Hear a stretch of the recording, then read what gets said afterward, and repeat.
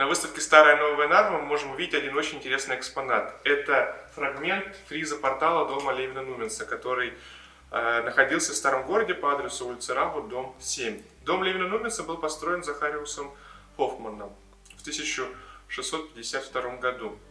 Это является типичным западноевропейским господским домом середины 17 столетия.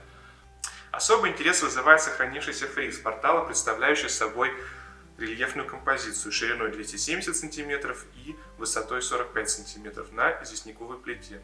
На плите виден выполненный барочным шрифтом текст, который содержит сведения об истории дома. Этот дом построили в 1652 году, 5 июня 1659 года он полностью сгорел, в 1661 году его снова восстановили. Боже, защищай милостиво этого человека.